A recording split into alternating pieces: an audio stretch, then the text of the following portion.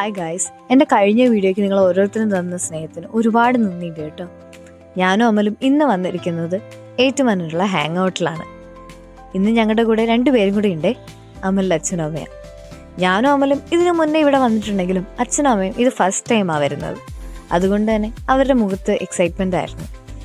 ഇവിടെ വരുമ്പോൾ തന്നെ നമുക്കൊരു ഹാപ്പി മൂഡാണ്. അവിടുത്തെ ആംബിയൻസും ലൈറ്റിങ്സും അവിടെ ഡെക്കറേഷൻസൊക്കെ കാണുമ്പോൾ തന്നെ ഒരുപാട് ഫുഡ് സ്റ്റോൾസ് ഉണ്ട് കേട്ടോ.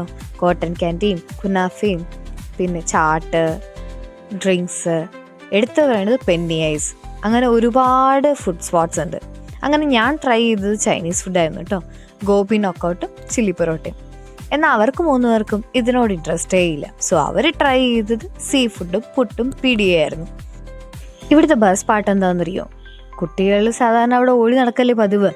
ഇവർക്ക് എൻജോയ് ചെയ്യാനായിട്ട് തൊട്ടടുത്ത് തന്നെ പ്ലേ ലാൻഡ് എന്ന് പറഞ്ഞൊരു ഏരിയ ഉണ്ട്. അവിടെ കുട്ടികൾക്ക് വേണ്ടത്രത്തോളം കളിക്കാം. എനിക്കിവിടെ ഇൻട്രസ്റ്റിംഗ് ആയിട്ട് തോന്നിയത് എന്താണെന്നറിയോ? നമുക്ക് വേണ്ട അല്ലെങ്കിൽ ഇത് കൊള്ളില്ല എന്ന് കരുതുന്ന സാധനങ്ങളാണ് അവർ ഏറ്റവും കൂടുതൽ അവിടെ യൂസ് ചെയ്തേക്കുന്നത്. ഉദാഹരണത്തിന് പഴയ വണ്ടികൾ അല്ലെങ്കിൽ ടയറുകൾ, അങ്ങനെയുള്ള കാര്യങ്ങളാണ് അവിടെ സീറ്റിങ്ങിന് വേണ്ടിയിട്ട് അവർ യൂസ് ചെയ്തേക്കുന്നത്.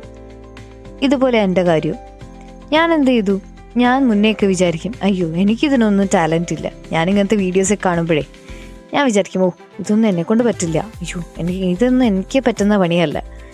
പക്ഷെ കഴിഞ്ഞ ഒരു വീഡിയോ കൊണ്ട് നിങ്ങളെല്ലാവരും എനിക്ക് മനസ്സിലാക്കി തന്നൊരു കാര്യമുണ്ട്, എൻ്റെ ഉള്ളിലും ടാലൻ്റ് ഉണ്ടെന്ന്. എസ്പെഷ്യലി ഇങ്ങനെ വീഡിയോ ചെയ്യാനായിട്ടോ. അങ്ങനെ എൻ്റെ ഒരു ഷെല്ല് പൊട്ടിക്കാൻ പറ്റിയ ഒരു ടൈമായിരുന്നു ലാസ്റ്റ് വീഡിയോ. അതിന് എനിക്ക് നിങ്ങളോട് ഓരോരുത്തരോടും ഒരുപാട് നന്ദിയുണ്ട്. ഇവിടെ നമുക്ക് ബർത്ത്ഡേസും സെലിബ്രേറ്റ് ചെയ്യാം കേട്ടോ. അങ്ങനെ ഞങ്ങൾ പോയപ്പോൾ ആരുടെയോ ബർത്ത്ഡേ ആയിരുന്നു. എന്തായാലും ആ ബർത്ത്ഡേ ആഘോഷിച്ച ആൾ ഒരുപാട് സന്തോഷത്തിലായിരിക്കും. ഏറ്റുമാനൂർ നമ്മുടെ അടുത്തുള്ള സ്ഥലമല്ലേ, നിങ്ങൾക്ക് എല്ലാവർക്കും അവിടെ പോകാം കേട്ടോ. ബൈ.